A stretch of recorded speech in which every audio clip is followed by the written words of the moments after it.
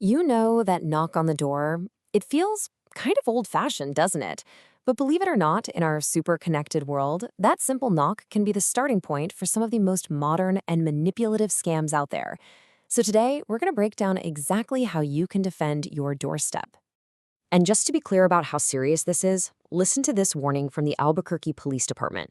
They're saying that person claiming to be a solicitor might not just be selling you something. They could be checking out your home for a future burglary. The stakes are incredibly high from that very first knock. So yeah, the central problem we're really diving into today is that unexpected knock. It's so much more than a simple interruption to your day. It's a moment where your home's security is being actively tested, whether you realize it or not. And a lot of the time, what we're talking about is a very specific crime called distraction burglary. This is where a scammer uses some clever trick or a really convincing lie, like I'm from the water company or we need to check a gas line, all designed to get inside your house and steal from you. So who do these criminals go after? Well, this statistic from a police force in the UK is just chilling. Get this. Nearly 3/4 of all distraction burglary victims were 65 or older. This is absolutely not random. It's a calculated, predatory targeting of people they think might be more trusting or vulnerable. So, to protect ourselves, and just as importantly, our loved ones, we have to understand the scammer's playbook. We're not just talking about simple lies here. This is all about deploying some pretty sophisticated psychological manipulation. You see, scammers exploit our basic human decency. They create a sense of urgency or fear to make you rush. They'll fake legitimacy, pretending to be from the utility company or even law enforcement. They can be incredibly friendly and sympathetic to get you to lower your guard. They try to get you emotional because that clouds your judgment. And this is a big one. They often ask you to keep things a secret, which isolates you from getting a second opinion that could stop the whole thing. Here's a classic example that pulls a few of these tricks together: the pigeon drop. It uses that emotional arousal, the excitement of a big payday, to cloud your thinking.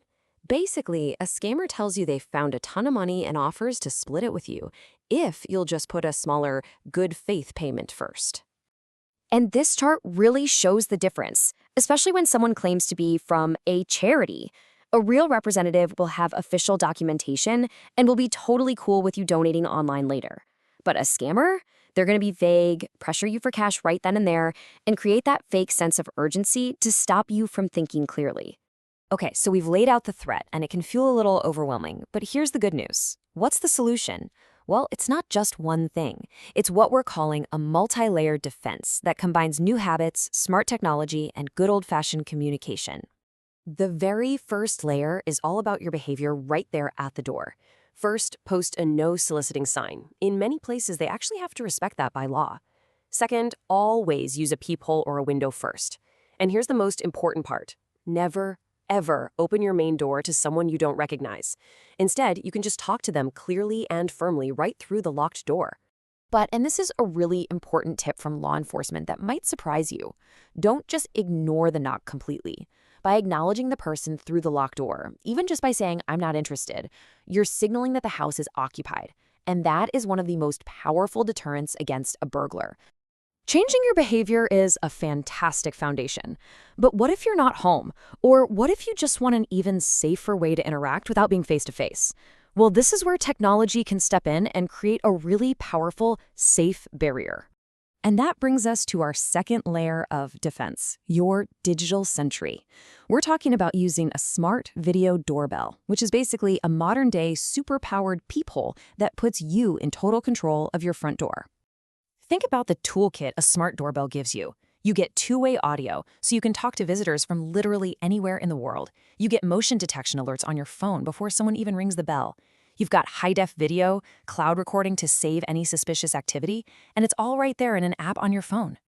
And this quote right here sums up the biggest psychological advantage perfectly. When you can see and speak to someone without physically opening that door, it just completely neutralizes their ability to use those high-pressure, in-your-face tactics. The power dynamic shifts entirely to you.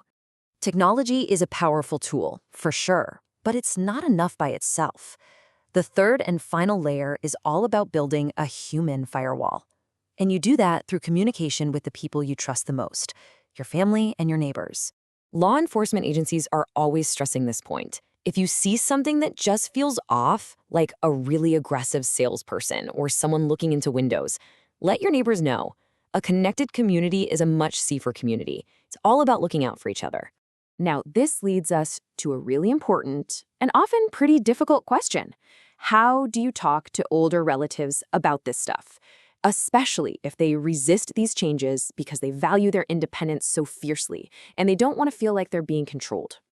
I think this quote from psychologist Dr. Soha Daru is just so insightful.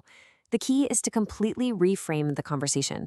It's not about taking away their independence, it's about adding tools that enable it, that give them more freedom and security to live their life exactly the way they want to.